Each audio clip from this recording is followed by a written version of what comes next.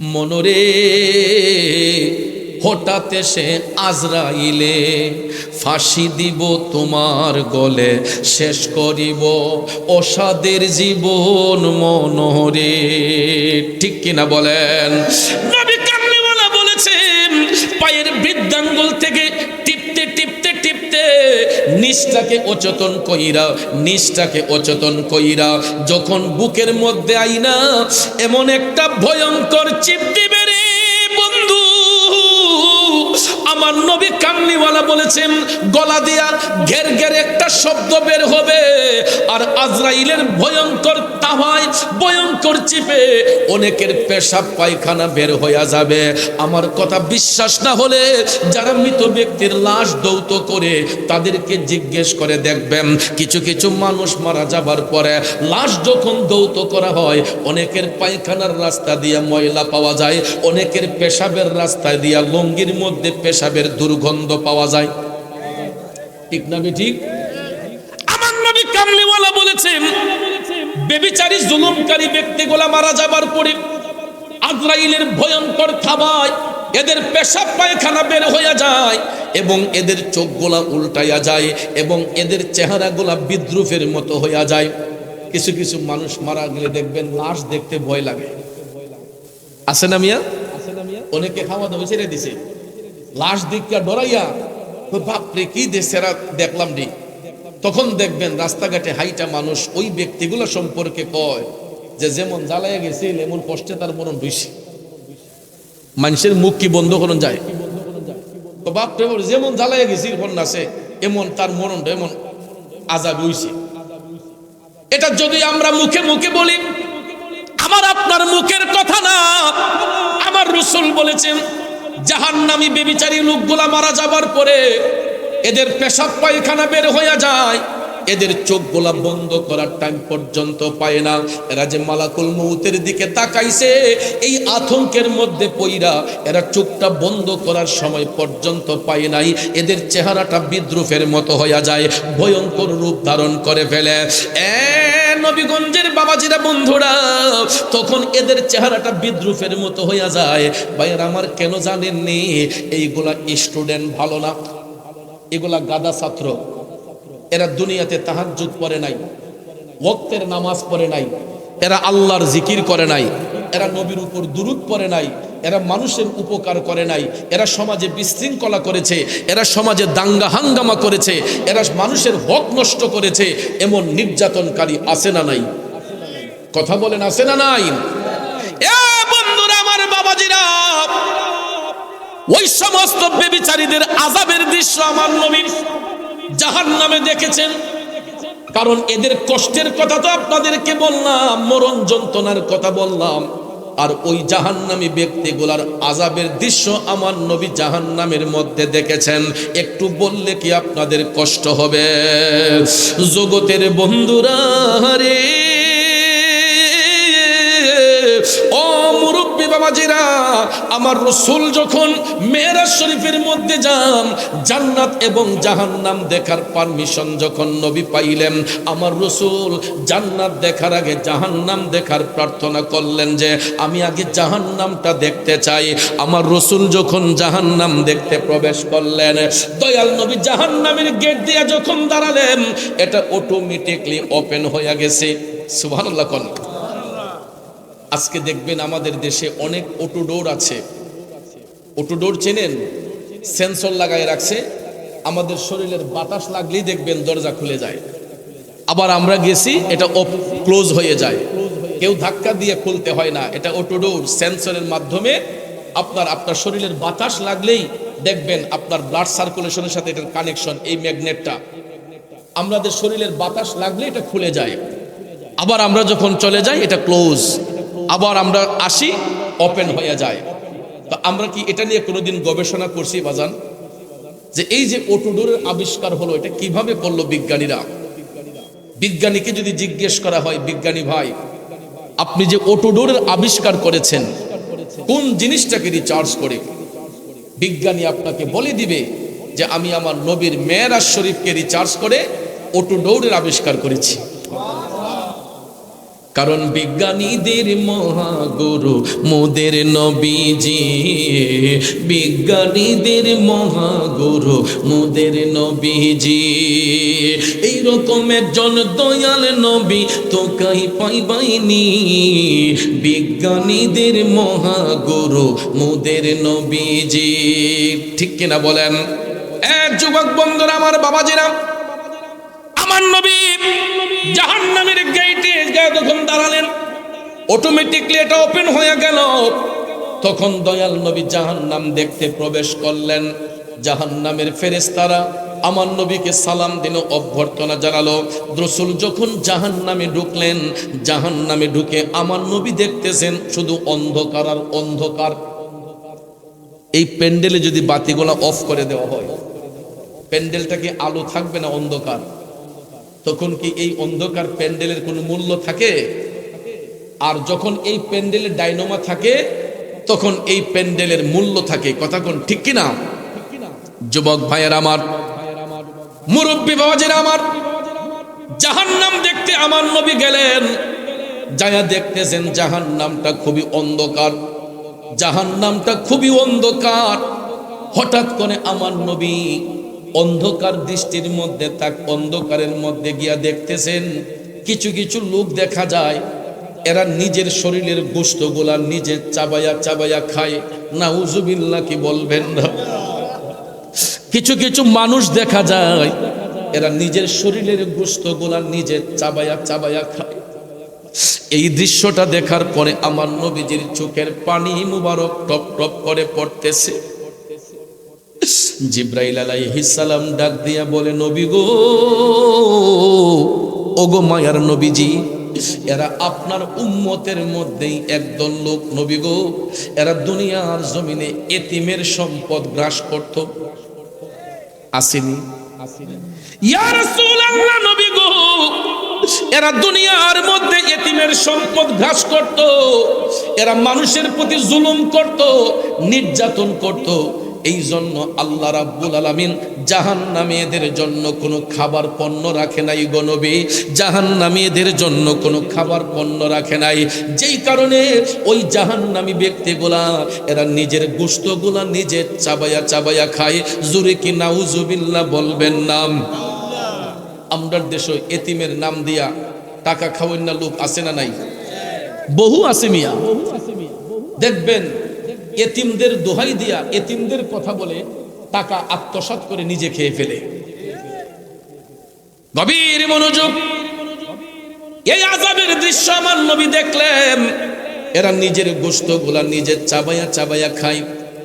আমার নবী আরেকটু সামনে গেলেন, যাইয়া দেখতেছেন আরো কিছু কিছু লোক দেখা যায়, এদেরকে আগুনের উপর দাঁড় করানো হয়েছে, আর এরা জ্বলন্ত আংড়াগুলা চাবায়া চাবায়া খায়। নাউজুবিল্লাহ কইতেন না? আগুনের উপর এদেরকে দাঁড় করানো হয়েছে, জ্বলন্ত আংড়ার উপরে দাঁড় করাইয়া এরা আংড়াগুলা আবার আগুনগুলা চাবায়া চাবায়া খাইতেছে। এদের পেটগুলা অনেক উঁচা উঁচা, পেটের চামড়াগুলা খুবই পাতলা, সাপ বিচ্ছুগুলা পেটে কিলকিল করতেছে, আর এরা আগুনগুলা চাবায়া চাবায়া খাইতেছে। এই দৃশ্য দেখে আমার দয়াল নবী টপ টপ করে চোখের পানি ছেড়ে কান্না শুরু করে দিলেন। জিবরাইল আলাইহিস সালাম ডাক দিয়া কই, নবী গো, ইয়া রাসূলুল্লাহ, এরা হচ্ছে আপনার উম্মতের মধ্যেই একদল লোক, দুনিয়ার জমিনে এরা ইন্টারেস্ট খাইতো। কি খাইতো? ইন্টারেস্ট খাইতো। এখন তো ডিজিটাল যুগ, এই জন্য নামের পরিবর্তন হয়ে গেছে। অনেকে যদি কয় তুমি সুদ খাও করে, কয় না আমি সুদ খাই না, আমি ইন্টারেস্ট খাই। আছে না নাই? আমার মনে হয় এখন পাবলিক কমা ধরব, কারণ এই আলোচনা করলে অনেক বসতে চায় না, বেজার হয়ে যায়। ঠিক না বেঠিক? আল হাক্কু মুররুন, সত্য কথা তিতা লাগে, কিন্তু সত্য বলতে হবে কি হবে না? দেখবেন তিতা জিনিসের কিন্তু মূল্য অনেক বেশি। ঠিক কিনা বলেন? ডাক্তারের কাছে গেলে দেখবেন আপনার যদি লিভারের সমস্যা থাকে, আপনি করল্লা খাইয়েন। তো বাজান, করল্লাটা কি বেশি মিষ্টি নাকি তিতা? এরপরে ডাক্তারের কাছে গেলে কয় বাড়ির দক্ষিণ পাশে একটা নিম গাছের চারা লাগাইয়েন। কি ও বাজান, নিম গাছটা কি খুব বেশি মিষ্টি নাকি নিম পাতা? অন্য গাছ তো আর ডাক্তার সাহেব নিম গাছের চারা লাগাইবার কথা বলে কেন? এই তিতা জিনিসটার এত দাম কেন? কারণ জিনিসটা যদিও তিতা হয়ে থাকে, এটা অক্সিজেনের জন্য ভালো, শ্বাস প্রশ্বাস নেওয়ার জন্য ভালো। এই জন্য নিমটা তিতা হইল, ডাক্তার সাহেব গবেষণা করে দেখছে এই তিতা জিনিসের মূল্য বেশি, এটা অক্সিজেন দিতে আমাদেরকে সহায়তা করে, ঠিক কিনা বলেন? এই জন্য ভাইয়ার আমার মনে রাখবেন, আল হাক্কু মুররুন, সত্য কথা তিতা, কিন্তু সত্যটাকে ভালোবাসতে হবে। কথা বলেন ঠিক না বেঠিক? আমার রাসূল দেখেছেন জাহান্নামের মধ্যে, আমার নবী দেখতেছেন কিছু কিছু লোক আগুনের উপর দাঁড়াই আছে আর আগুনগুলা চাবাইয়া খাইতেছে, পেটগুলা ফুটবলের মতো, পেটের ভিতরে সাপ বিচ্ছুগুলা কিলকিল করতেছে। দয়াল নবী টপ টপ করে চোখের পানি ছাইরা কান্না করতেছে। আমার নবী ডাক দিয়া বললেন, জিব্রাইল কি দেখতেছি? জিব্রাইল আলাইহিস সালাম ডাক দিয়া কই, নবী গো, এরা আপনার উম্মতের মধ্যেই একদল লোক, দুনিয়ার জমিনে এরা সুদ খাইতো, ঘুষ খাইতো। আসিনি মিয়া?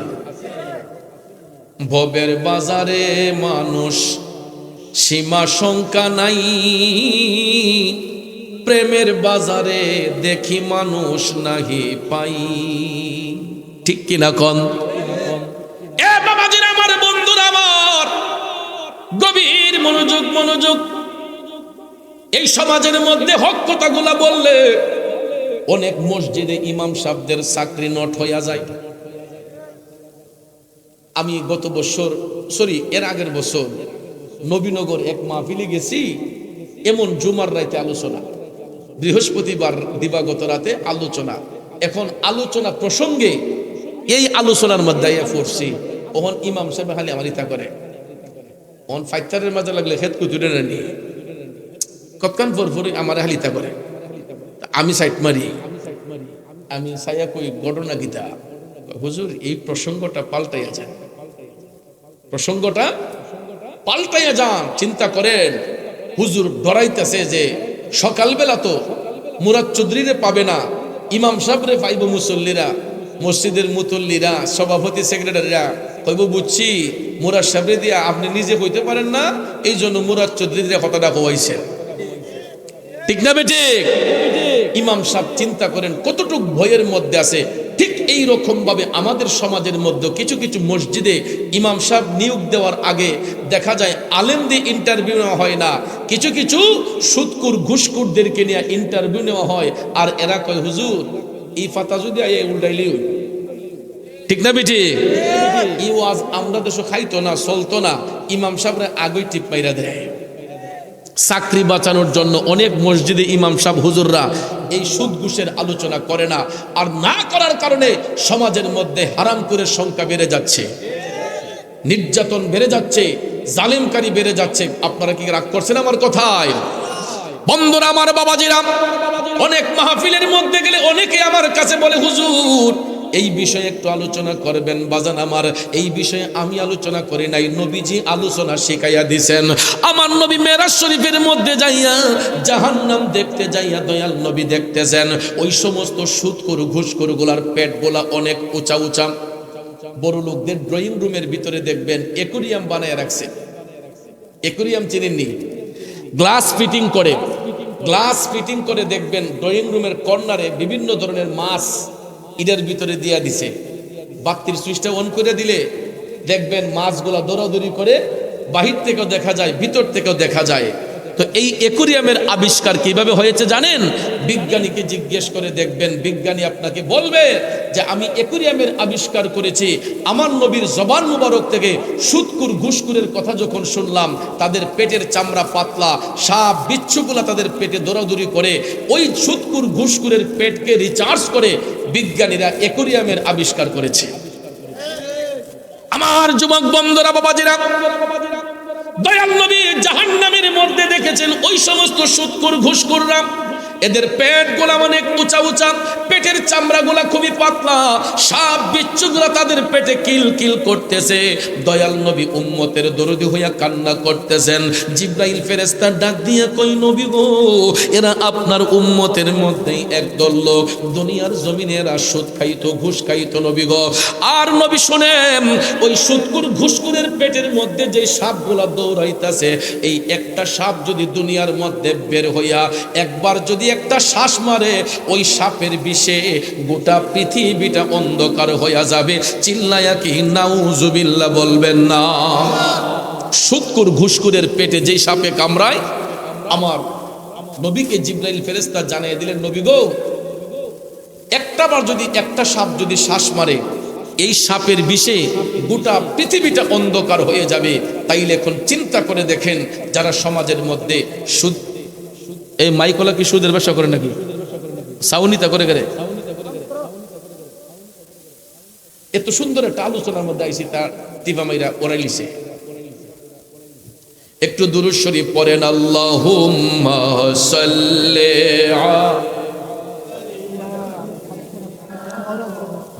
মুহাম্মাদ, আল্লাহুম্মা সাল্লি আলা সাইয়্যিদিনা বিয়ানা শাফিয়ানা মাওলানা মুহাম্মাদ, আল্লাহুম্মা সাল্লি আলা সাইয়্যিদিনা মুহাম্মাদ নাবিয়ানা মাওলানা মুহাম্মদ।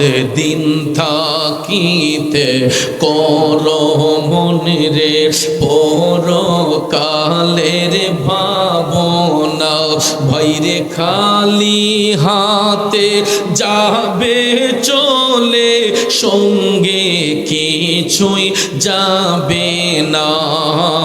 আল্লাহুম্মা সাল্লি আলা সাইয়্যিদিনা মুহাম্মাদ নাবিয়ানা মাওলানা। আমার বাবাজিরা, বন্ধুরা, তাইলে বলুন, এই সমাজ থেকে আমরা কি সুদ ঘুষের ব্যবসা বন্ধ করব নাকি করব? এটা ছাড়বো না করব?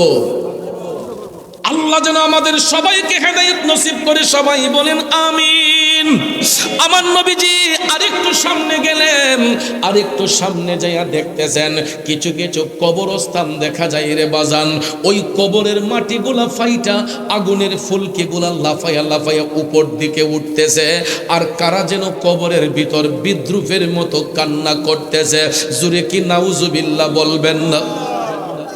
দয়াল নবী আমার টপ টপ করে চোখের পানি ছেড়ে কান্না করতেছেন। জিব্রাইল আলাইহিস সালাম ডাক দিয়ে কয়, নবী গো, ওগো মায়ার নবীজি, এরাও আপনার উম্মতের মধ্যেই একদল লোক। নবী গো, এই লোকগুলা দুনিয়ার জমিনে তার মা বাবার গায়ের উপর হাত তুলতো, আসেনি? এমন বেয়াদব সন্তান আছে না নাই? জিব্রাইল ডাক দিয়া কই, নবী গো, এরা দুনিয়ার জমিনে এদের জবান দিয়া মা বাবারে কষ্ট দিত, এরা এদের মা বাবার গায়ের উপর হাত উঠাইতো, কথায় কথায় এরা মা বাবারে ধমক মারত। আপনারা বলুন, এই রকম কিছু বেয়াদব সন্তান দুনিয়াতে আছে না নাই? এ যুবক বন্ধুরা, আমার বাবাজিরা রে, তোমাদের পায়ে হাত ধরে বলবো, যদি এই এলাকার মধ্যে এই রকম কোন মায়ের সন্তান থাকরে, বাবার সাথে মায়ের সাথে বিয়াদবি কইরা থাকো, যুবক, আমি তোমাদের দুইটা পায়ে হাত ধরে বলবো, অন্তত এই দুইটা মানুষকে কষ্ট দিবা না। একজন হলো বাবা, একজন হলো মা। কারণ যেই দুইটা মানুষের পবিত্র বন্ধনের মাধ্যমে আমরা সন্তানগুলা দুনিয়ার আলো বাতাস দেখতে পাই, ঠিক কিনা বলেন? এই জন্য কবি বলেছেন, মা বিনে বান্ধব নাই রে, মা বিনে বান্ধব নাই রে, এই যে সোনার দুনিয়ায়, ভেবে দেখো কি করছো এই মায়ের লাগিয়া, ভেবে দেখো কি করছো এই মায়ের লাগিয়া। বন্ধু ও যুবক ভাইয়েরা রে, একটা সন্তানের এই পৃথিবীতে দুইটা আপন বন্ধু আছে, একজন হলো বাবা, একজন হলো মা। এই দুইটা বন্ধু কোনোদিন সন্তানের শত্রু হয় না। যার ঘরের মধ্যে মা আছে, বাবা আছে, এদের মাথার উপরে বিরাট বড় একটা ছায়া আছে। যেই ঘরের মধ্যে মা বাপ আছে, দেখবেন ইনকামিং সোর্স যদি কমও হয়, বাচ্চাগুলার কোনো টেনশন হয় না। খাবার দাবার আসবে কোত্থেকে, সংসারটা চলবে কিভাবে, দেখবেন ওই বাবা যেই কোনো ভাবেই হোক তার বাচ্চাদের ভরণ পোষণ করে, বিবি বাচ্চার ভরণ পোষণ করে। দুইটা তিনটা চারটা সন্তান একই পরিবারে, এদের পড়াশোনার খরচ জোগাতে মা বাবা হিমশিমে পড়ে যায়, আছে না? অনেক সময় বেতন দিতে পারে না, পরীক্ষার ফিস দিতে পারে না। এরপরও দেখবেন বাচ্চার মুখের দিকে তাকায়া বাবা অন্য জনের কাছ থেকে টাকা হাওলাত কইরা হইল, কই ফুত তুই পড়ালেখা কর, আমি আছি। ঠিক না বে ঠিক? এই বাবাটারে যেই সন্তান কষ্ট দিবে, আপনারা বলুন তার কি ভবিষ্যৎ সুন্দর হয়? যুবক বন্ধুরা, আমার বাবাজিরা, আমি দেখেছি নিজের চোখে, প্রায় সময় মাহফিল থেকে যাবার পথে রাত যখন 2টা হয়, 2:30 হয়, অনেক সময় দেখি কিছু কিছু টর্চ লাইটের আলো দেখা যায়। গাড়িটা নিয়ে যখন সামনে যাই, তখন দেখি 4-5 জন লোক জাল কান্দে লইয়া এরা হাঁটতেছে। জিজ্ঞেস করলাম, কি ব্যাপার ভাই, এত রাত্রে জাল নিয়ে কোথায় যান? এই মাঘ মাসে শীতের মধ্যে, এই পুষ মাসে শীতের মধ্যে, মাঘ মাসে শীতের মধ্যে জাল নিয়ে আপনি কোথায় যান? তখন ওই ভাইগুলা ডাক দিয়া কয়, হুজুর আমরা এই জাল দিয়া পুকুরে মাছ ধরি। চিন্তা করেন, এই শীতের রাতে আমি আপনি ঠান্ডা পানিতে হাত দিলে আমাদের শরীর ঝাড়া মেরে ওঠে।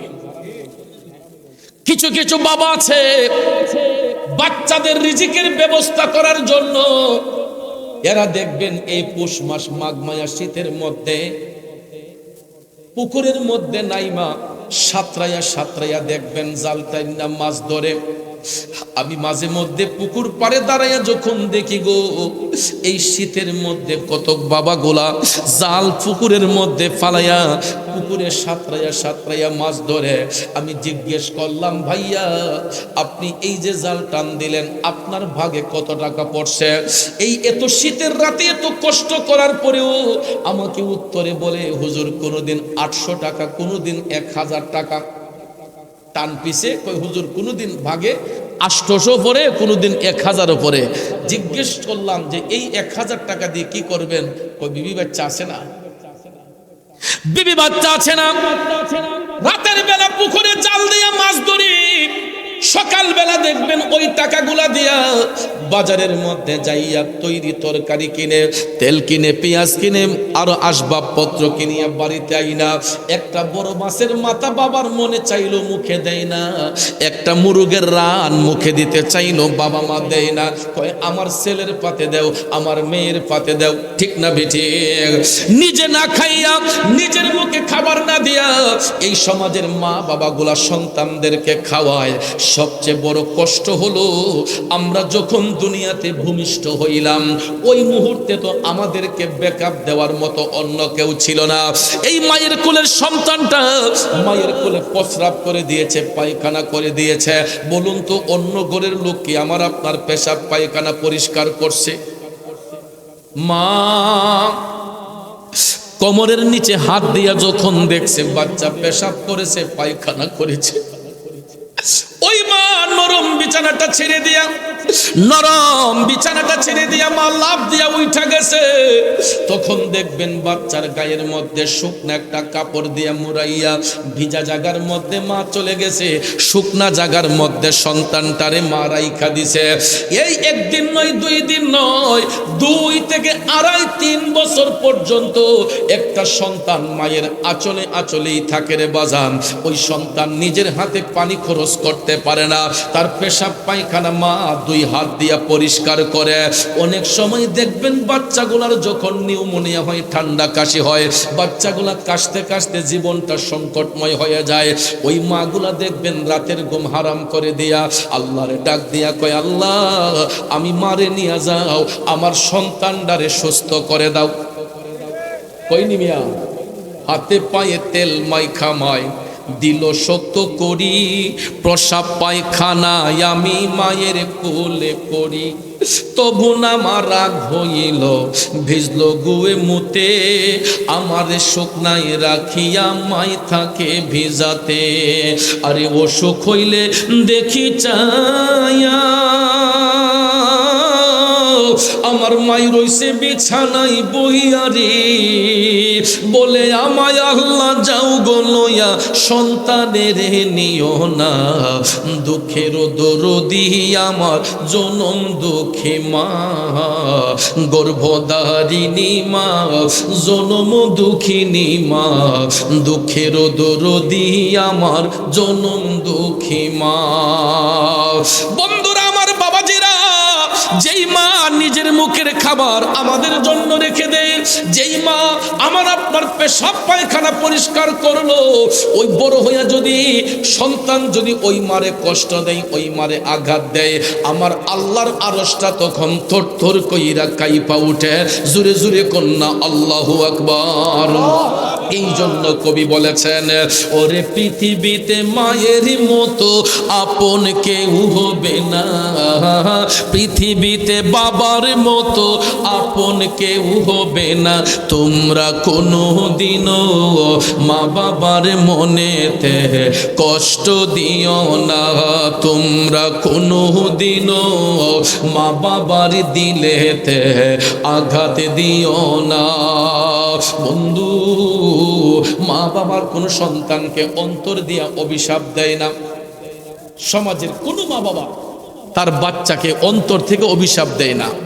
আমার নবী বলছেন, মা বাবার মনে যে কষ্টটা আসে অন্তর থেকে অভিশাপ দেয় না, শুধু জাস্ট বাচ্চা যে মা বাবারে আঘাত করে, এই কষ্টটা যখন মা বাবার জবান দিয়ে বের হয় তখনই আল্লাহর আরশ কম্পিত হয়ে যায়। এই জন্য যুবক, পায়ে হাত ধরে বলবো, ওই মারে কষ্ট দিবা না, বাবারে কষ্ট দিবা না। আমি প্রায় মাহফিলে বলি, আমিও কিন্তু বাবা হারা এতিম। গত বছর এই মাহফিলে বলে গিয়েছিলাম, 27 বছরের উপরে আমারও বাবা দুনিয়াতে নাই। আমার জীবনে একটা আফসোস কি জানেননি, যেই বয়সে আমি বাবা হারাইছি, আমার বাবার জানাজার নামাজটা আমি পড়াইতে পারি নাই। আমি ছোট্ট ছিলাম, এই জন্য তখন আমার জানাজা পড়াইবার মতো যোগ্যতা ছিল না। বর্তমানে কত মানুষ মারা গেলে আমি মুরাদ চৌধুরী জানাজার নামাজের ইমামতি করি। আমার কত মুরিদ সন্তান মারা গেলে ওসিয়ত করে রাখছে, আমার পিসা হুজুর না আসলে আমারে জানাজা দিও না। ঘন্টার পর ঘন্টা জানাজার মাঠে মুসল্লিরা আমার জন্য অপেক্ষা করে, আমি না যাওয়া পর্যন্ত জানাজার নামাজ হয় না। কিন্তু এমন বয়সে বাবা হারাইলাম, বাবার জানাজাটা পর্যন্ত আমি পড়াইতে পারি নাই, এই একটা আফসোস রে বাজান। কিন্তু আমার আদর্শিত মা, একই পরিবারের মধ্যে আমরা 6টা ভাই বোন, আমাদেরকে মাস্টার ডিগ্রি কমপ্লিট করাইছেন। একটুখানি কথা, প্রত্যেকটা মা বাবা তার বাচ্চাকে নিয়ে এরকম সুন্দর স্বপ্ন দেখে। কোন মা বাবা চায় না যে তার সন্তান খারাপ রাস্তায় যাক। প্রত্যেকটা মা বাবা তার সন্তানকে সৎ উপদেশ দিয়ে থাকে। শুধু আমার মা কেন, প্রত্যেকের মা তার বাচ্চাদেরকে সৎ উপদেশ দেয়, কথা কোন ঠিক না ঠিক? কিন্তু আমরা বন্ধু বান্ধবের আড্ডায় পড়ে খারাপ সঙ্গ নিয়া অনেক সময় দেখা যায় মার মনে কষ্ট দেই, বাবার মনে কষ্ট দেই। এই জন্য যুবক তোমার পায়ে হাত ধরে বলে যাব, আর কোনোদিন মার মনে বাবার মনে কষ্ট দেওয়া যাবে না। কারণ পৃথিবীর মধ্যে একটা সন্তানের সবচেয়ে অমূল্য সম্পদ হলো তার মা এবং বাবা। আমি গত বছরে বলে গিয়েছিলাম সব শূন্যস্থান পূরণ করা যায়, দুইটা শূন্যস্থান কোনোদিন পূরণ করা যায় না। যদি ঘরে মা না থাকে, বাবা না থাকে, এই দুইটা আসনে অন্য কোনো নারী পুরুষকে বসাইলে নিজের মা বাবার মতো স্বাদ পাওয়া যায় না, কথা বলেন ঠিক না বিঠে? এই জন্য যুবক তোমাদের পায়ে হাত রেখে বলবো রে, যেই ঘরে মা আছে বাবা আছে, মনে করবা বড় ধরনের একটা ছায়া মাথার উপর আছে। আর যারা আমার মতো বাবা হারাইছে, আপনারা এখন হারে হারে বুঝতেছেন মাথার উপর থেকে কি যে একটা ছায়া চইলা গেছে, ঠিক কিনা কোন? যেই দিন মা হারাইবেন, বাবা হারাইবেন, ওই দিন বুঝবেন তারা যে কি অমূল্য সম্পদ ছিল। আমি শবে-বরাতের আলোচনায় মসজিদে যখন গেলাম, আলোচনা করতেছি, আর মানুষের কান্না, হুজুর আমার আব্বা নাই, হুজুর আমার আম্মা নাই। কারণ ওই সন্তানগুলা তো স্মৃতিগুলা ভুলে না। মা বাবার যেই স্মৃতিগুলা ছিল, বাচ্চার প্রতি মার যে দরদ ছিল, বাবার যে দরদ ছিল, ওই মা বাবা যখন দুনিয়া থেকে চলে যায় তখন সন্তানগুলা এইগুলা ফিল করে। যত কঠিন হৃদয়ের অধিকারী হোক না কেন, মাঝে মধ্যে ফিল করে, কথা কোন ঠিক না? তাহলে আমার বিশ্বাস এখানেও তো আমরা যারা আসছি, আমাদের অনেকের বাপ নাই, অনেকের মা নাই, আছেন না? দেখি তো ভাই, একটু কার কার মা নাই দুনিয়াতে, একটু হাত তোলেন। মা নাই কার কার? মা নাই কার কার? হাতটা নামান। এবার দেখি তো আমার মতো বাবা হারাইছেন কারা কারা? বাবা নাই কার কার?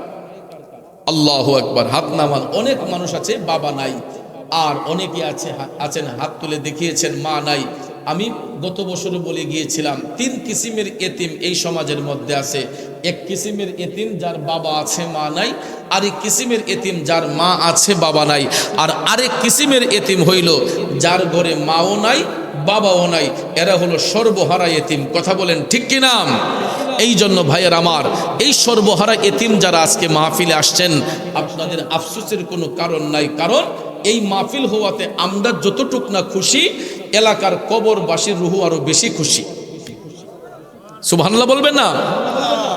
আর আমার নবী হাদিস শরীফের মধ্যে বলেছেন, প্রত্যেক বৃহস্পতিবার দিবাগত রাতে, জুমার রাতে আল্লাহ রাব্বুল আলামিন সমস্ত কবরবাসীর রুহগুলা দুনিয়ার জমিনে অবতরণ করায়। আমরা রুহগুলা দেখি না, কিন্তু কবরবাসীর রুহু আমাদেরকে দেখতেছে। নবীজি বলছেন, এই জুমার রাতে সমস্ত মুর্দার রুহুকে আল্লাহ দুনিয়ার জমিনে অবতরণ করাইয়া তাদের আপন আপন বাসগৃহে পাঠানো হয়, যে তোমাদের আওলাদরা ভালো কাজ করছে না খারাপ কাজ করছে, তোমরা দেখে আসো। তখন ওই আওলাদগুলা যখন খারাপ কাজে থাকে, এই রুহুগুলা তখন আল্লাহর কাছে লজ্জিত হইয়া যায়। এখন আমি আপনাদের কাছে জানতে চাই, এই মুহূর্তে নিজ আগনা কুরের পারের কবরবাসীর রুহু, আমরা যারা এখানে আসছি, আমাদের উপর খুশি না বেজার? কারণ একদিন আগেও হয়তো এটা কোনো জমি ছিল, খেলার মাঠ ছিল, কিন্তু এই মুহূর্তে যতটুক জায়গা দিয়ে ছামিয়ানা দিয়ে বেষ্টন করা হয়েছে, এটা বেহেশতের বাগান হয়ে গেছে, ঠিক কিনা বলেন? এখানে আসার কারণে আমাদের ইজ্জত বাড়ছে না কমছে? জোরে বলেন, আমাদের ইজ্জত বাড়ছে না কমছে? আমরা ইজ্জতওয়ালা হয়ে গেছি কেন? এই সামিয়ানার কাপড় দিয়া নবীজির বেহেশতের বাগান সাজানো হয়েছে। আজকে দেখেন এই সামিয়ানার কাপড়গুলো দামি হয়ে গেছে, ঠিক কিনা? কারণ এই কাপড়গুলা দিয়া কত বিয়ের অনুষ্ঠান হয়, কত যাত্রা গান হয়, কত পালা গান হয়, তখন কি এই কাপড়ের কোনো মূল্য থাকে? কিন্তু আজকে নবীর বাগান সাজানোর কারণে কাপড়গুলো দামি হয়ে গেছে। এই মাইক ব্যবসাটা আজকে দামি হয়ে গেছে, কারণ এই মাইক ব্যবসা দিয়ে আজকে দিন থেকে এই পর্যন্ত কোরআন সুন্নাহর বয়ান হচ্ছে। কিন্তু আবার এই মাইক দিয়া কত রূপবান ফালার যাত্রা হয়, কত বাউল গানের আসর হয়, কত সভা সমিতিতে যাওয়া হয়, কথা কোন ঠিক না বেঠিক? তখন কিন্তু এই সাউন্ডের কোনো মূল্য থাকে না। কিন্তু আজকে এই মাইক ব্যবসায়ী ভাইয়ের ব্যবসাটাও দামি হয়ে গেছে নবীর বাগানে আসার কারণে, ঠিক না বেঠিক? এই মানুষগুলা যারা এখানে বসছেন, রাগ কইরেন না, এই মানুষগুলাই কিন্তু ঈদগার মাঠের মুসল্লি, এরা জানাজার মাঠের মুসল্লি, এরা মসজিদের মুসল্লি। আবার ওই মানুষগুলাই দেখা যায় যাত্রা গানেরও শ্রোতা হয়, ফালা গানের শ্রোতা হয়, রূপবান কমলার গানের শ্রোতা হয়, তখন কি এই মানুষগুলার ইজ্জত বাড়ে না কমে? আর এখন যে নবীর বাগানে মানুষগুলা আসছেন, মানুষগুলার ইজ্জত বাড়তেছে না কমতেছে? দুনিয়ার জমিনও বাড়তেছে, আখেরাতও বাড়তেছে, এবং কবরবাসীর রুহগুলো তাদের উপর রাজি হয়ে গেছে। কথা কোন ঠিক কিনা? এই জন্য যুবক ভাইয়ের আমার, আজকে হয়তো অনেকের ঘরে মা নাই বাবা নাই, অনেকের হয়তো মা আছে বাবা নাই, বাবা আছে মা নাই। বন্ধুরে, এমন একটা মাসের মধ্যে আমরা জান্নাতের বাগানে বসলাম। আরবিতে এই মাসটার নাম হচ্ছে মাহে শাবান। হাদিস শরীফে আমার নবী বলেছেন, শাবানু শাহরি ওয়া রমাদানু উম্মতিহি। শাবান হলো আমি নবীর মাস, রমজান হলো আমার উম্মতের মাস। সুবহানাল্লাহ। আমার নবী বলছেন যে শাবান আমি নবীর মাস। কেন? এর আগের মাসটা সম্মানের মাস, পরের মাসটা সম্মানের মাস, মাঝখানে শাবান মাস, এটা সম্মানিত মাসের একটি মাস। নবীজি এই মাসটাকে নিজের মাস কেন বললেন? কারণ আমার নবী উম্মতের প্রতি দয়াবান। এই মাসে এমন একটা রাত আছে যেই রাতটাকে বলা হয়েছে লাইলাতুল বারাআত, যেটা আমরা পার করে আসছি, শবে বরাতের রাত। এই রাতে অধিক হারে আল্লাহ তাআলা বান্দার গুনাহ ক্ষমা করে, এবং এই রাতে আল্লাহ প্রত্যেকটা গুরুত্বপূর্ণ কাজের ফয়সালা গ্রহণ করে। সুবহানাল্লাহ বলবেন না? তাহলে ভাইয়ের আমার, এই মাস ফজিলত আছে না নাই? রমজানের গন্ধ কিন্তু চলে আসছে। রজব মাস আসলেই রমজান শরীফের গন্ধ চলে আসে। এই যে মাহে রমজান আমাদের কাছে অতি নিকটে। অনেকে বলে যে হুজুর খালি 2 বছর গেল, রোজা দিয়েই পড়ছে। এটা আসলে আমার আপনার কথা নয়। রসুল বলেছেন, ফিতনার জামানায়, আখিরি জামানায় বছরটাকে মাসের মতো মনে হবে, মাসটাকে সপ্তাহের মতো মনে হবে, সপ্তাহকে দিনের মতো মনে হবে। খুব দ্রুত গতিতে সময়গুলো পার হইয়া যাবে। আমরা এই জামানায় এখন এসে গেছি। এই জামানার মধ্যে মুসলমানের ঈমান রাখাটা, রসুল বলেছেন, এক হাতে জ্বলন্ত আগুন রাখা যত কঠিন হবে, আরেক হাতে আমার উম্মতের ঈমান রাখা এর চাইতে বেশি কঠিন হবে। এই জন্য ঈমানদার অনেক সেনসিটিভ জিনিস ঈমান রাখাটা। ঈমানদার সবাই হতে পারে না। সকালে ঈমানদার যদি থাকে, বিকালে বেঈমান হইয়া যায়। এটা ফিতনার জামানা। এই জন্য ভাইয়ের আমার, 24 আওয়ার্স রব্বুল আলামিনের কাছে অ্যাপ্লিকেশন করতে হবে, যাতে আল্লাহ রব্বুল আলামিন আমাদের এই অ্যাপ্লিকেশনগুলো কবুল করেন। আল্লাহর কাছে তওবা করতে হবে সব সময়। 24 আওয়ার্স আল্লাহর কাছে তওবার নিয়তে তওবা করতে হবে, এবং মরণের কথা স্মরণ রাখতে হবে। আমার রসুল বলেছেন, যেই ব্যক্তি অন্তত দৈনিক 40 বার মরণের কথা স্মরণ রাখে, যে আমি মরব, এই জিনিসটা অন্তত 40 বার যদি দৈনিক স্মরণ রাখে, রসুল বলেছেন তার জবান দেয়া কোনো মানুষ কষ্ট পাবে না। ওই ব্যক্তির জবান দ্বারা কোনো মানুষ ব্যতীত হবে না। ওই ব্যক্তির দ্বারা সমাজে কোনো খারাপ কাজ হবে না। যেই ব্যক্তি অন্তত 40 বার মরণের কথা স্মরণ রাখবে, রসুল বলছেন তার মরণটাও ঈমানের সহিত হবে। আর যদি দিল পাষাণ হইয়া যায়, জাহান্নামী হইয়া যায়, তখন ভাইয়ের আমার, ওই জাহান্নামীগুলা কবরে যখন চলে যাবে, আমার রসুল বলেছেন এরা যখন ইন্টারভিউ দিতে পারবে না, মুনকার নাকির ফেরেশতা চলে যায়, আল্লাহ তাআলা ওই কবরে আযাবের ফেরেশতা পাঠায়। আর ওই ফেরেশতারা আইসা কবরের 2 পাশের মাটিরে চাপাইতে শুরু করে। চাপাইতে চাপাইতে ওই জাহান্নামী ব্যক্তিগুলার কবরে এমন ভাবে মাটি দিয়ে চাপ দেওয়া হবে, তাদের ডান পাজরের হাড়গুলা বাম পাজরে যাবে, বাম পাজরের হাড় ডান পাজরে যাবে। জোরে কোন নাউজুবিল্লাহ। আমার নবী কামলিওয়ালা বলেছেন, মুরগের হাড্ডিতে কামড় দিলে যেই রকম মরমর করে ভেঙে যায়, জাহান্নামী ব্যক্তিগুলারে কবরে রাখার পরে মাটির চাপে তাদের দেহের হাড়গুলা এই রকম মরমর করে ভেঙে যায়। জুরে জুরে কোন নাউজুবিল্লাহ। এই জন্য কবি লিখেছেন, কবরের আযাব কত কঠিন, সইতে আমি পারিব না, মৃত্যু যন্ত্রণা কত কঠিন, সইতে আমি পারিব না। ও গো দয়াময় হে রহিম, চাই শুধু তোমার করুণা। কবরের আযাব কত কঠিন, সইতে আমি পারিব না, মৃত্যু যন্ত্রণা কত কঠিন সইতে আমি পারিব না।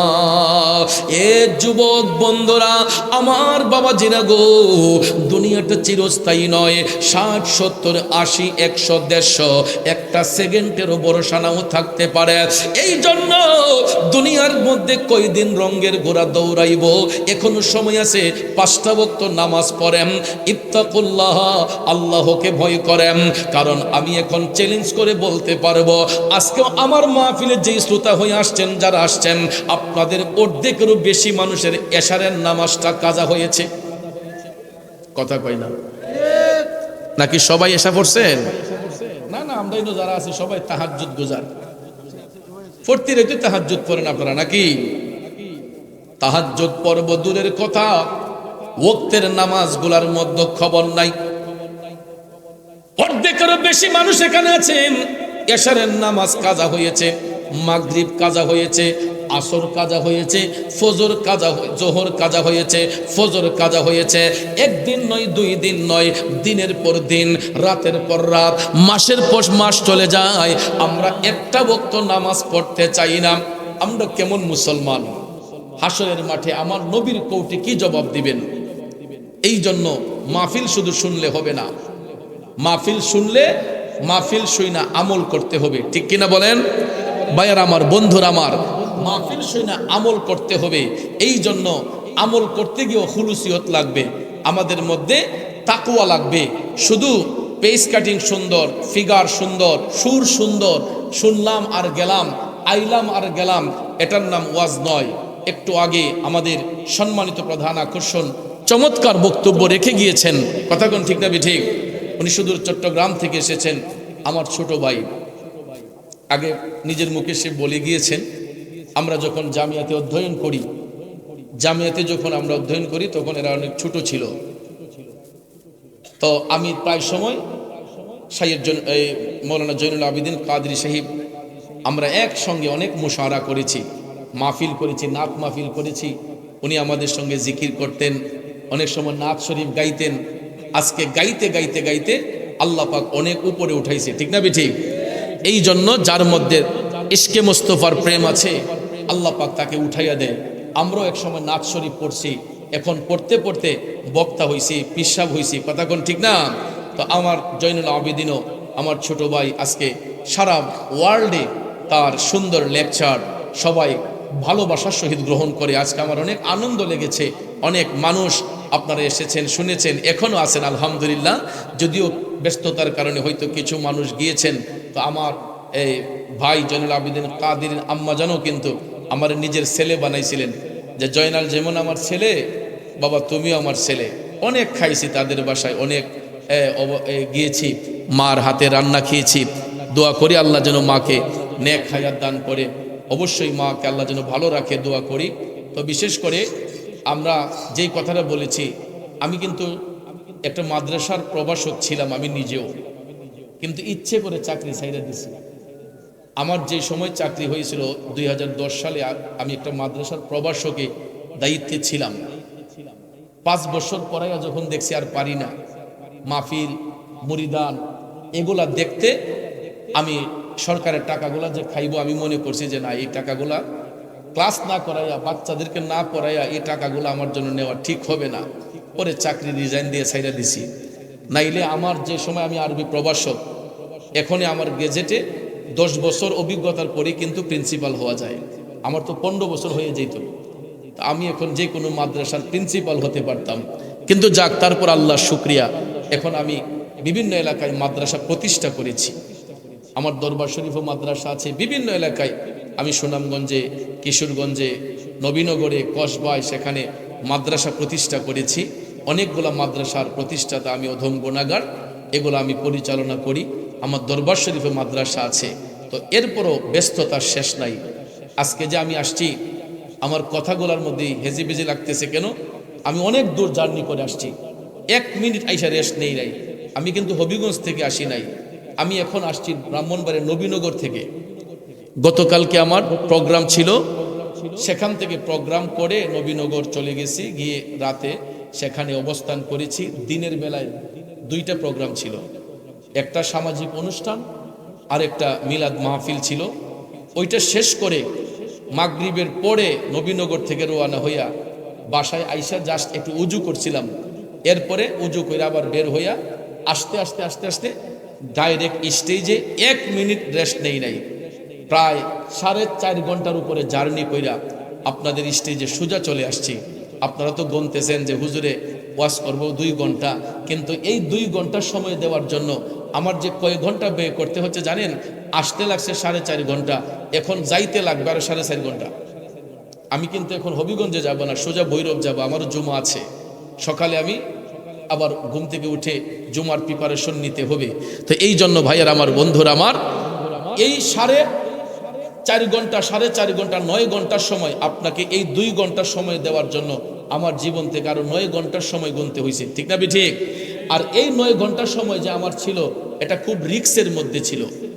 আমি কতগুলা গাড়িকে ওভারটেকিং করে আসছি, আমারে কতগুলা গাড়ি ওভারটেকিং করে গেছে। যদি খোদাই না করুক একটু স্লিপ হয়ে যায়, একটা গাড়ি যদি আমারে ধাক্কা মারে, আমার তো জীবনই চলে যাবে। তাইলে আপনাকে এই 2 ঘন্টার সময় দিতে আইসা আমার 9 ঘন্টার সময় খুব রিস্কের মধ্যে কাটাইতে হয়েছে। কথা কোন ঠিক না ঠিক? আপনারা হয়তো গন্তেছেন হুজুর আসে না কেন, কিন্তু আমি যে কত ওভার স্পিড দিয়ে আসছি, যেই কোনো একটা দুর্ঘটনাও ঘটতে পারতো। এই জন্য ভাইয়ের আমার, দোয়া করবেন। প্রতি রাতে সুন্নিয়তের কথা বলি, বিভিন্ন মাঠে ময়দানে আলোচনা করি, বিভিন্ন সামাজিক কাজে অংশগ্রহণ করি। তো আল্লাহ যেন আপদ বিপদ বালা মুসিবত থেকে হেফাজত করে।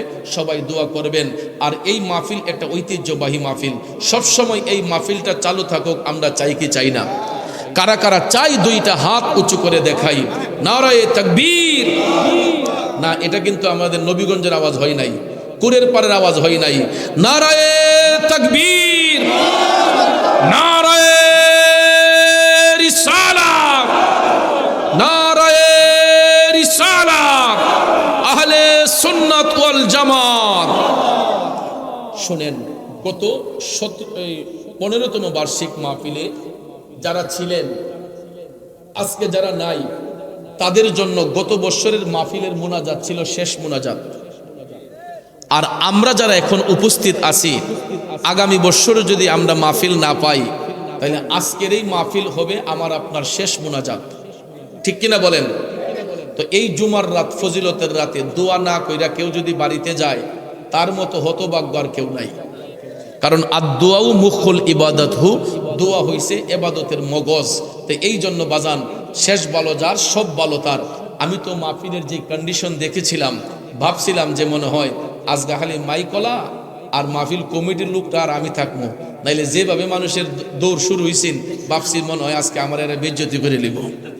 কিন্তু কম শ্রোতার ভিড়ে আমি কখনো ওয়াজ করি না। এটা আমার এই ছাত্র জীবন থেকে যখন শুরু করছি, হাজার হাজার মানুষের ভিড়ে। এখন কিন্তু মাহফিল পুরাপুরি সম্পূর্ণ, ঠিক না, কমপ্লিট, পরিপূর্ণ হয়েছে। এখন আমার কাছে অত্যন্ত ভালো লেগেছে। তো যাক, আলহামদুলিল্লাহ। এই মাহফিল যদি আপনারা চান, তাহলে আগামী বছরও আমরা এই মাহফিলটা করতে চাই, ঠিক আছে? তো এই মাহফিল করতে গেলে তো কিছু অর্থের প্রয়োজন। আমার আবুল কাশেম ভাই, সে আমাকে অত্যন্ত মহব্বত করে, অত্যন্ত ভালো ছেলে। বিকামলিওয়ালা বলেছেন, ওই কবরের ঘাটিটা যেই ব্যক্তি সহজে পার হইয়া যাবে গো, আর অন্য কোনো ঘাটে আটকা পড়বে না। আর কবরের ঘাটে যেই ব্যক্তি আটকা পড়ে যাবে, অন্য কোনো ঘাট তার পক্ষে পার হওয়া সম্ভব হবে না। তাইলে বলুন, আমরা কবরের ঘাট পার হতে চাই কি চাই না? বন্ধুরে বন্ধু, জানাজার মাঠে আমরা শুনি, প্রত্যেকটা মসজিদের আলোচনায়, খুতবার মধ্যে অনেক সময় শুনি, দুনিয়া ছেড়ে যাবার সময় আখিরাতের প্রথম ঘাট কবরের মধ্যে 3টা প্রশ্নের মাধ্যমে ইন্টারভিউ নেওয়া হবে। কথা বলেন ঠিক কিনা? মুমিন ব্যক্তিরা এই জন্য তারা হাসি মুখে যাবে, কারণ এরা স্টুডেন্ট ভালো। ছাত্র যদি ভালো হয়, পরীক্ষার হলে তাদের কোনো টেনশন থাকে না, ঠিক না বেঠিক? ছাত্র যদি ভালো হয়, এদের টেনশন থাকে? ভালো ছাত্রগুলা দেখবেন, এরা অপেক্ষা করে কত তাড়াতাড়ি প্রশ্নটা হাতে আসবে। পরীক্ষার হলে যাবার সময় দেখবেন ভালো স্টুডেন্টগুলা এরা হাসি ফুর্তি করে পরীক্ষার হলে যায়, এরা প্রশ্নের অপেক্ষা করে। প্রশ্ন যদি 1 মিনিট দেরিও হয় তখন দেখবেন স্যারকে বলে, স্যার দেরি হয়ে গেছে 1 মিনিট। কারণ ভালো স্টুডেন্টগুলা এরা 100-এ 100 আনসার করতে চায়। কথা কোন ঠিক কিনা? আর গাদা ছাত্র যেইগুলা দেখবেন এরা পরীক্ষার হলে যাওয়ার আগে এদের টেনশন বেড়ে যায়, এদের ক্ষোভ বেড়ে যায়, এরা কেমনে পাশ করবে, কিভাবে পরীক্ষা দিবে, এরা নকল করার চেষ্টা করে। ঠিক না বেঠে?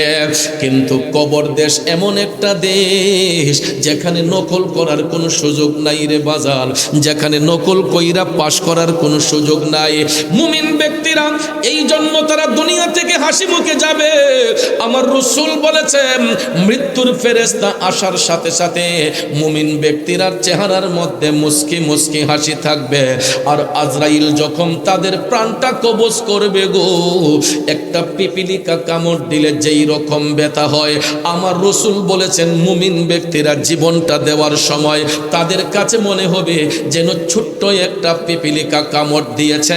এর চাইতে বেশি কষ্ট মুমিনদের হবে না। জোরে কন্যা সুবহানাল্লাহ। জগতের বন্ধুরা রে, ও মুরব্বী বাবাজিরা, আমার সম্মানিত মা বোনরা বাড়িতে বসে যারা শুনছেন গো, আমার রাসূল বলেছেন মুমিন ব্যক্তিরা মারা যাবার পরে এদের চেহারাটা নূরান্বিত হয়ে যাবে, এদের চেহারার মধ্যে মুস্কি মুস্কি হাসি ফুটবে। আল্লাহু আকবার। আপনারা লক্ষ্য করে দেখবেন আমাদের সমাজে যদি কোনো ভালো মানুষ মারা যায়, কোনো ইমানদার ব্যক্তি যখন মারা যায়, আমরা যখন লাশ দেখতে যাই, ব্যক্তিটা কালো হলেও দেখবেন চেহারাটা নূরান্বিত হয়ে গেছে, ঝিলঝিল করে, এবং চেহারাটার মধ্যে একটা মুস্কি হাসি ফুটে। কথা কোন ঠিক না? রাস্তা দিয়ে হাইটা দোকানপাটে বসে আমরা বলি, আহ ব্যক্তিটা যেমন ভালো ছিল তার মরণ যেমন সুন্দর হইছে, ময়ূরও যেমন হাস্যা রইছে। আমরা বলি কি বলি না? যদি আমি আপনি মুখে মুখে বলি, আসলে এটা আমার আপনার মুখের কথা নয়, এটা হাদিস শরীফে আমার রাসূল বলেছেন মুমিন ব্যক্তিরা দুনিয়া ছেড়ে যাবার সময় এদের চেহারাটা নূরান্বিত হয়ে যাবে এবং এদের চেহারার মধ্যে মুস্কি মুস্কি হাসি ফুটবে। কেন জানেননি? কারণ দুনিয়া ছেড়ে যাবার সময় কেউ আমার আপনার কবরে আপন হবে না। ওই কবরে যিনি আমার আপন হবেন তিনি হলেন শাহে মদিনা। ঠিক না বিঠি? বন্ধুরা আমার, বাবাজিরা গো, কবরের মধ্যে যখন তাদেরকে পাঠানো হইব, কবরের মধ্যে যখন পাঠানো হইব, তখন ভাইয়ার আমার 3টা প্রশ্নের একটা প্রশ্ন হবে আমার নবীজিরে নিয়া। নবীজিকে ওই কবরের মধ্যে সশরীরে আইনা হাজির করা হইব। এই বিশ্বাস আপনাদের আছে না নাই? কিছু কিছু মৌলবী সাহেবরা বলে কবরে নাকি নবীজির ছবি আইনা হাজির করা হইব। আবার ওই মৌলবী সাহেবরাই ফতোয়া দেয় ছবি তোলা বেদাত। ঠিক কিনা কম? এখন যখন দেখছে যে ধামাচাপা দেওয়া যাবে না, তখন কয় না, রওজা শরীফের সাথে তার কবরের একটা সুড়ঙ্গ করা হবে, কবর থেকে রওজা শরীফের সুড়ঙ্গের মাধ্যমে নবীরে দেখানো হইব। এরপরও বিশ্বাস করে না যে কবরে আমার নবী হাজির হতে পারে। আপনাদের এই বিশ্বাস আছে না নাই? আমার নবী কবরে আসতে পারে কি পারে না? এই জন্য পারেন। আমার নবীর উপাধি হলো রহমাতাল লিল আলামিন। আলাম হচ্ছে এক বচন, তার বহু বচন হচ্ছে আলামিন। আলামের বহু বচন আলামিন। আলাম দ্বারা একটা জগৎরে বোঝানো হয়, আর আলামিন দ্বারা আল্লাহর কুল কায়নাতকে বোঝানো হয়। বন্ধু, আমার নবী শুধু দুনিয়ার জন্য রহমত নয়, তিনি কবরে রহমত, হাসরে রহমত, মিজানে রহমত, ফুলসিরাতে রহমত। আল্লাহর সৃষ্টি জগতে যতটা জগৎ সমূহ রয়েছে, প্রত্যেকটা জগতের জন্য আমাদের নবী রহমত। বিদায় নবীর উপাধি হলো রহমাতাল লিল আলামিন। আওয়াজ করে বলুন ঠিক না বিঠে? জগতের বন্ধুরা রে, ও মুরব্বী বাবাজিরা গো, আমার সম্মানিত মা বোনরা যারা শুনছেন, আমার নবীকে কবরে সশরীরে হাজির করাইয়া ফেরেশতারা বলবে, ওয়ামান হাজার রজুল বুইসা ফিকুম। আমার নবীরে সশরীরে কবরে হাজির কইরা যখন বলা হবে ওনাকে চিনতে পারো কিনা, মুমিন ব্যক্তি যারা হবে, মুমিন ব্যক্তিরা বলে দিবে, হাজা মুহাম্মদুর রাসূলুল্লাহ সাল্লাল্লাহু আলাইহি ওয়াসাল্লাম। চিৎকার মেরে কি সুবহানাল্লাহ বলা যাবে না? কারণ নবী ছাড়া ওই কবরে নাই রে বান্ধব নাই, নবী ছাড়া ওই কবরে নাই রে বান্ধব নাই। হাসরেতে নবী ছাড়া নাই দরদি নাই, হাসরেতে নবী ছাড়া নাই দরদি নাই, নবী ছাড়া ওই কবরে নাই রে বান্ধব নাই। ঠিক কিনা বলেন? বান্দার জন্য রহমত আমার নবী মুহাম্মদ, দুজাহানে আর কি আছে মোদেরই সম্পদ। ঠিক না বিঠে? এ বন্ধুরা আমার, বাবাজিরা, স্ত্রী বলেন, সন্তান বলেন, বন্ধু বলেন, বান্ধব বলেন, এইগুলা তো শুধু দুনিয়ার জন্য। কবরে কেউ কারো আপন হবে না, হবে না। কবরের মধ্যে যিনি আমার আপনার আপন হবেন তিনি হলেন শাহে মদিনা। আওয়াজ করে বলুন ঠিক না বেঠে? আজকে দেখবেন মাহফিল চলতেছে, কেউ জান্নাতের বাগানে বসে আছে, কেউ রাস্তা দিয়ে হাঁটতেছে, কেউ দোকান পাটে বসে আছে, বন্ধু বান্ধব মিলে আড্ডা মারতেছে। আপনারা বলুন তো, মৃত্যুর ফেরেশতা মালাকুল মউত আজরাইল যেই কোনো মুহূর্তে আমার আপনার জান কবজ করতে পারে কি পারে না? এই জন্য কবি বলেছেন, আজরাইল আসিয়া প্রাণ করিব হরণ। হায় গো, আজরাইল আসিয়া প্রাণ করিব হরণ। ওরে নিজ গুণে সাহেব আল্লাহ করবানি বারণ। আমার উপায় কি তখন আমার আল্লাহ নিরঞ্জন, না জানি কি হালে আমার হইব মরণ। ঠিক না বিঠে? বন্ধুরে ও পুরের পারের বাবাজিরা গো, এই যে নবীর বাগানে বসলাম, এখানে আমার আপনার মরণ হতে পারে কি পারে না? রাস্তা দিয়ে হাঁটতেছি, মরণ হতে পারে কি পারে না? দোকান পাটে বসে আছি, মরণ হতে পারে কি পারে না? যে কোনো মুহূর্তে, যে কোনো সিচুয়েশনে মৃত্যুর ফেরেশতা মালাকুল মউত আজরাইল আমার আপনার সামনে হাজির হইতে পারে। এই জন্য ভাইয়েরা আমার বলেন, আজরাইল যদি আসে কারো অনুমতির প্রয়োজন লাগবে। অথচ আমরা যখন বাউন্ডারি বন্ধ করে ফেলি, গেটটা বন্ধ করে ফেলি, দরজাটা যখন বন্ধ করে ফেলি, বাহির থেকে একটা লোক যদি ঘরের ভিতর ঢুকতে চায়, দেখবেন কলিং বেলে টিপ দেয়। কলিং বেলে কাজ না করলে দরজার মধ্যে নক করে, নক করার পরে যদি না খোলা হয় জোরে জোরে ডাকে, ভিতরে কেউ আসেননি, দরজাটা খুলেন।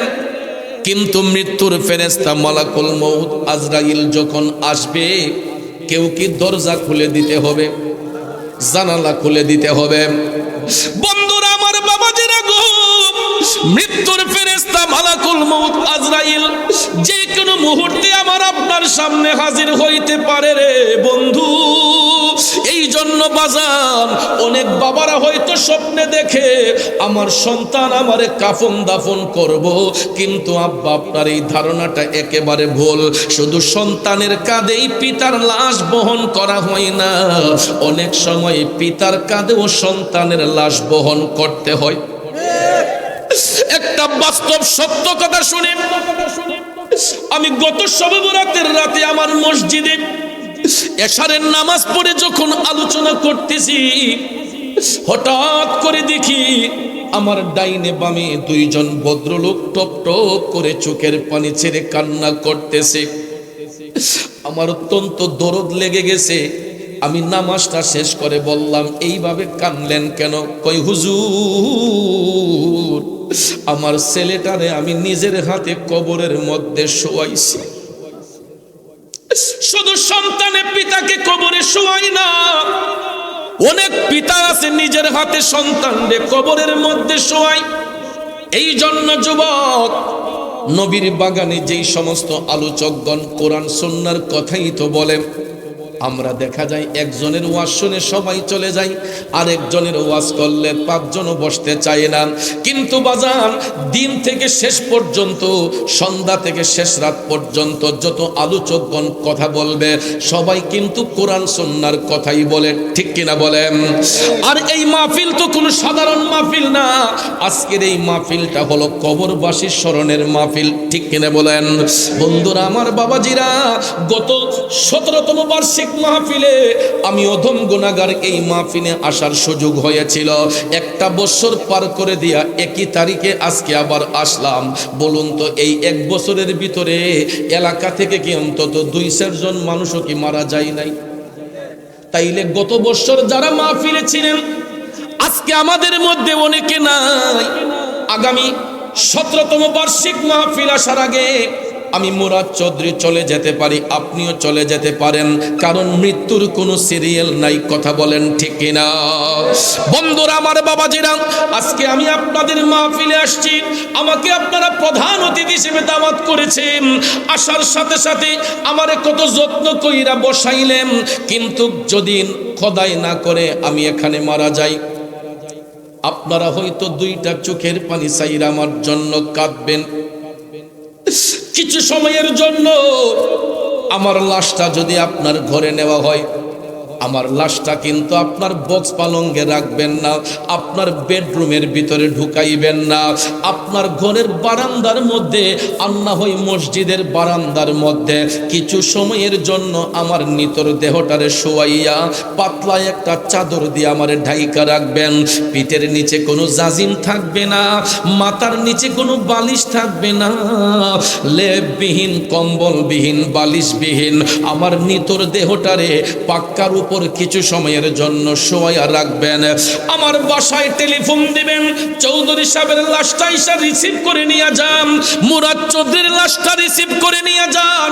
আমার সন্তানগুলা কান্দা কান্দা এই কুরের পার আসবে, আইসা যখন আমার লাশটা গাড়ি দিয়া হবিগঞ্জে আমার বাসায় নিবে, আমি যে এত যত্ন কইরা বাড়িটা বানাইলাম, আমি যে নিজের অর্জিত সম্পদ দিয়া আমার ঘরটা সাজাইলাম, প্রত্যেকটা রুমে রুমে বক্স পালং দিলাম, প্রত্যেকটা রুমের ভিতর ডেকোরেশন করলাম, কিন্তু এত যত্ন কইরা বানানোর পরেও আমার লাশটা যখন আমার বাড়িতে নেওয়া হইব, আমার সন্তানগুলো আমার লাশটা কি আর জাজিমের মধ্যে রাখবে না, আর আমার মাথার নিচে বালিশ দিবে না, আমার ঘরের ড্রয়িং রুমে কিছু সময়ের জন্য আমার এই নিতর দেহটাকে শোয়া রাখবে। এরপরে দেখবেন সবাই তাড়াহুড়া করবে লাশটা তাড়াতাড়ি দাফন করা হোক, ঠিক না ঠিক? জামাই যদি শ্বশুর বাড়ি যায়, শালাশালীরা কই দুলাভাই আরেকদিন থাইকা যান। ভাগনা যদি মামার বাড়ি যায়, মামা মামি মিল্লা, মামা তো ভাইরা মিল্লা কয় আরেকটা দিন থাইকা যা। বোনফুত যদি খালার বাড়ি যায়, খালাম্মা যত্ন কইরা কয় কিরে বোনফুত আরেকটা দিন বেড়াইয়া যা। কিন্তু যখন আমরা ডেড বডি হইয়া যাই, আমাদের নিজের কলিজার টুকরা সন্তানগুলোও কয় আব্বার লাশটা তাড়াতাড়ি দাফন করা হোক। একটা দিনের জন্য আর কেউ যত্ন করে রাখতে চাই না, একটা দিনের জন্য কেউ যত্ন করে রাখতে চাই না। কোন দুনিয়ার মধ্যে আমরা বাস করতেছি বন্ধু? যতক্ষণ দেহের মধ্যে প্রাণ আছে, আমরা এমপি সাহেব, মন্ত্রী সাহেব, চেয়ারম্যান সাহেব, মেম্বার সাহেব, মুফতি সাহেব, মুহাদ্দিস সাহেব, কিন্তু মারা যাওয়ার সাথে সাথে আমার আপনার নাম হইয়া যায় লাশ। দুনিয়াটা কত নিষ্ঠুর! দেহের মধ্যে যতক্ষণ প্রাণ থাকে আমরা অমুক সাপ তমুক সাপ, কিন্তু মারা যাবার সাথে সাথে আমার আপনার নাম হইয়া যায় লাশ। সবাই তখন বলে লাশটা তাড়াতাড়ি দাফন করা হোক। আজকে শিল্পপতি মারা গেলেও লাশ, মধ্যবিত্ত মারা গেলেও লাশ, গরিব মানুষটা রাস্তার ভিখারিও যদি মারা যায় তার নামও লাশ। তাইলে কি হবে? চৌধুরী সাপ দিয়া, ভুইয়া সাপ দিয়া, পাঠান সাপ দিয়া, অমুক সাপ দিয়া, তমুক সাপ দিয়া, আমাদের তো একটাই ঠিকানা হবে, সবার নাম হবে লাশ, সবার একটাই যাওয়া হবে, সেটা হলো কবর।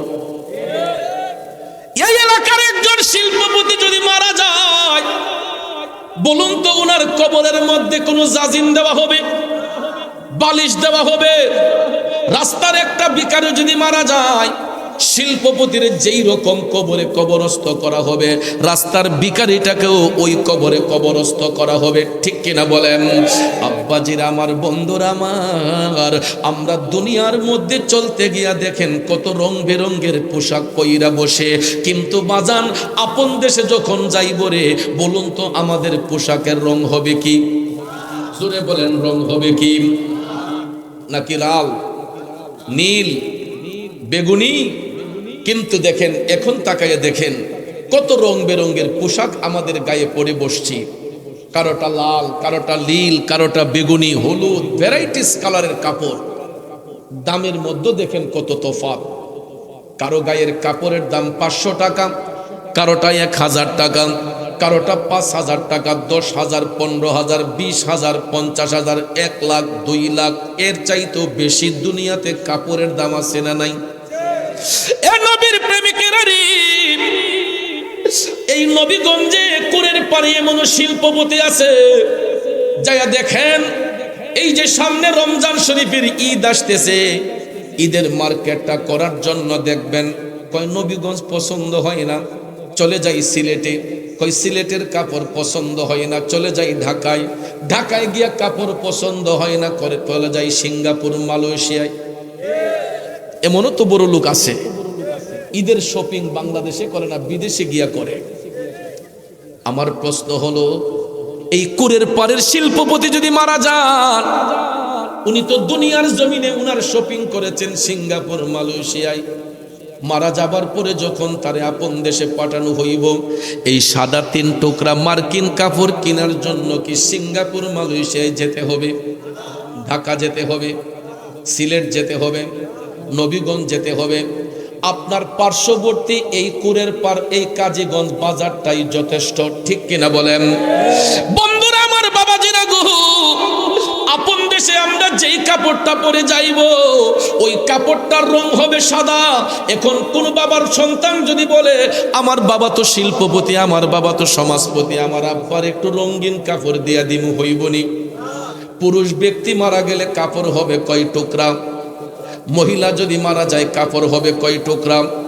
মহিলাদের বেলায় 5 টুকরা সাদা মার্কিন কাপড়, পুরুষের বেলায় 3 টুকরা সাদা মার্কিন কাপড়। একরের পানের বন্ধুরা আমার, বাবাজিরা, দুনিয়ার কাপড়গুলাতে দেখেন কত রঙের সেলাই আছে, সাইডে সেলাই, লম্বা সেলাই, বাঁকা সেলাই। একটু যদি সেলাইটা মজবুত না হয়, আমরা দেখবেন টেইলার সাহেবরে আমরা বকাবকি করি, এই মেয়া এই দিকে লুজ হইছে, এই দিকে টাইট হইছে। কিন্তু বাজান, আমরা যেই দিন শেষ বিদায় নিব গো, আমাদের গায়ের মধ্যে যেই পোশাকটা জড়ানো হইব, ওই পোশাকের মধ্যে কোনো সেলাই থাকবে? সেলাইবিহীন 3 টুকরা সাদা মার্কিন কাপড়, ধনী বলেন গরিব বলেন সবার গায়ের মধ্যে পরানো হইব। একটা বাস্তব সত্য কথা কি জানেননি? গত মাসখানেক আগে আমার একটা ধর্মবোন মারা গেছে। আমারে ওসিয়ত কইরা গেছিল যে আমি মারা গেলে আমার বাইরে দিয়া জানাজাটা দেওয়াইও। সত্যি সত্যি আমি যখন জানাজা দিতে গেলাম, জানাজাটা দিয়া বোনটারে দাফন করলাম, ভাবলাম যে একটু মার সাথে দেখা করে আসে। আমি যখন বাড়ির ভিতরে গেলাম, মা আমার জড়াইয়া দইরা কান্দে, কই বাজার, আমার মেয়ের পিছনে 2 থেকে 2.5 কোটি টাকা খরচ করছি। আমার মেয়ের চিকিৎসার জন্য 2 থেকে 2.5 কোটি টাকা খরচ করেছি। বাজান রে, একটু দেখা যা, স্টিলের আলমারিটা খুইলা আমার এখন ফুল দেখ, আমার মেয়ের কত দামি দামি শাড়িগুলা এখন এখানে পড়ে আছে। আজকে আমার মেয়ের কবর দেশে পাঠাইছি মাত্র 2200 টাকার কাপড় দিয়া। কয় টাকা? মাত্র 2200 টাকার কাপড় দিয়া। যদি এখানে পুরুষ হইতো তাইলে 2 টুকরা কাপড় কম লাগতো, দামও কমে যেত। মহিলা বিদায় 5টা টুকরা কাপড়, এই জন্য 2200। পুরুষ যদি হইতো 2 টুকরা কাপড় কম লাগতো, দামটাও কমে যাইতো। এ বন্ধুরা আমার বাবাজিরা, তাইলে কি হবে হারাম খাইয়া, কি হবে জুলুম কইরা, কি হবে নির্যাতন কইরা। কবি বলেছেন মনরে মরণ কথা করো স্মরণ, স্ত্রী পুত্র কেউ নয় আপন, ধনরত্ন সবই অকারণ মনরে। ও ভাই তুই মরিলে, তুই মরিলে সঙ্গের সাথী হইবে না একজন, সেগেন কইরে পাগল মন, একবার ভাবলে না রে তোর হইব রে মরণ। ঠিক কিনা বলেন বন্ধু রে বন্ধু? আমি যে নিজের অর্জিত সম্পদ দিয়া ঘরটা বানাইলাম, খাট বানাইলাম, পালং বানাইলাম, আমার দেহটাকে আর খাটের মধ্যে রাখা হইব না, পাক্কার উপরে শুয়ে রাইখা সন্তানগুলাও বলবে যে তাড়াতাড়ি আব্বার লাশটা দাফন করা হোক। এরপরে দেখবেন স্বজনরা মিলিয়া কাফন পরাইয়া জানাজার মাটি নিয়ে জানাজা দিয়া কবরের মধ্যে যখন রাইখা দিবে, বলুন তো কোনো সন্তান কি বাবার কবর আজ পর্যন্ত গেছে? দুনিয়ার মধ্যে সবচাইতে মধুর সম্পর্ক হয় স্বামী এবং স্ত্রীর মধ্যে, কারণ তাদের বিছানা হয় একটা, বালিশ হয় একটা, রুম হয় একটা। কিন্তু বাজান স্বামীর চোখের সামনে স্ত্রী মারা গেলে, স্ত্রীর চোখের সামনে স্বামী মারা গেলে, আজ পর্যন্ত কোনো স্ত্রী স্বামীর কবরে গেছেনি? কোন স্বামী স্ত্রীর কবরে গেছেনি? এ আগুনার বাবাজিরা, এ কুরের পারের ভাইয়েরা, এই যে দেখেন নবীর বাগানে আমরা বসলাম, কাঁধে কাঁধ মিলিয়ে বসছি, সামনাসামনি বসছি, একজনের মনের কথা আরেকজনকে বলতে পারতেছে, একজনের সুখ দুঃখ আরেকজনকে শেয়ার করতে পারতেছে। আমি মুরাদ চৌধুরী একটা ব্যথা পাইলে আমার ভাইজানকে ডাক দিয়ে বলতে পারবো, ভাইয়া আমি একটা দুঃখ পেয়েছি। আমার ভাইয়া দুঃখ পাইলে আমারে বলবে, চৌধুরী সাহেব আমি একটা দুঃখ পেয়েছে। কিন্তু তাকাইয়া দেখেন এই কুরের পাড়ের গুরুস্থানের মধ্যে কত শত শত মানুষের কবর হয়েছে। কবরগুলা যদিও পাশাপাশি, কারো কবরের সাথে কারো কবরের কোনো সম্পর্ক আছে? কারো কবরের সাথে কারো কবরের সম্পর্ক নাই। স্বামী মারা গেলে স্বামীর কবরে স্বামী, স্ত্রী মারা গেলে স্ত্রীর কবরে স্ত্রী, কারণ কবর হবে যার যার। ওই কবরে যিনি আমার আপনার আপন হবেন তিনি হলেন রহমাতাল লিল আলামিন। কথা বলেন ঠিক না বেঠে? এই জন্য আশেক কয়, প্রেমিক কয়, নবী নবী কইরা আমার মরণ যেন হয় গো, নবী নবী কইরা আমার মরণ যেন হয়। ভাইরে ওই মরণে পাইব শান্তি, ওই মরণে পাইব শান্তি, থাকবে না রে ভয়। নবী নবী কইরা আমার মরণ যেন হয় গো, নবী নবী কইরা আমার মরণ যেন হয়। আরে ওই মরণে পাইব শান্তি, ওই মরণে পাইব শান্তি, থাকবে না রে ভয়। নবী নবী কইরা আমার মরণ যেন হয় গো, নবী নবী কইরা আমার মরণ যেন হয়। আমার নবীর মোহব্বত অন্তরে নিয়ে যদি মারাও যাই, আমাদের কবর আরাম হবে না আযাব হবে? কবরটা কি আরামের হবে না আযাবের হবে? দেখেন মুমিন ব্যক্তিরা আমার নবী নবী কইয়া কান্দার কারণে এরা কবরে যাওয়ার পরে যখন বলা হবে ওমান হাজার রজুল বুইসা ফিকুম, তখন মুমিন ব্যক্তিরা বলে দিবে হাজা মুহাম্মদুর রাসূলুল্লাহ সাল্লাল্লাহু আলাইহি ওয়াসাল্লাম। যখন নবীর পরিচয় দিয়া দিবে মুনকার নাকির ফেরেশতা চলে যায়। আমার নবী বলেন আল্লাহ তাআলা তখন আরেক দল রহমতের ফেরেশতা কবরের মধ্যে পাঠায়। ওই রহমতের ফেরেশতারা আয়েশা মুমিন ব্যক্তিদের কবরটা আর 3.5 হাত রাখে না। নবী বলছেন ওই মুমিন ব্যক্তিদের কবরগুলোকে 70 গজ প্রসারিত কইরা এক একটা মুমিনের কবরকে এক একটা নূরের মহল বানায়া দেওয়া হয়। আর আমরা দেশে কিছু কিছু মৌলভী সাহেব আয়েশা লাডে ওয়াজ করে আমরা কান্দায় কয় কবরের আযাব কেমনে সইব, কবরে সাপে কামড়াইব। নিজেও কান্দে, পাবলিকে কয় জোরে জোরে কান্দে। বাবাজিরা আমার, মুমিন ব্যক্তিদেরকে কবরে সাপে কামড়াইবে না, মুমিন ব্যক্তিদেরকে কবরে গুরজে মারা হবে না, মুমিন ব্যক্তিদের কবরের মধ্যে কোনো ধরনের আযাব হবে না। আমার রাসূল বলেছেন মুমিন ব্যক্তিদের কবরটাকে আল্লাহ 70 গজ প্রসারিত কইরা এক একটা নূরের মহল বানাইয়া দিবে, এবং মুমিনদের দেহটা মাটি পর্যন্ত গ্রাস করে না।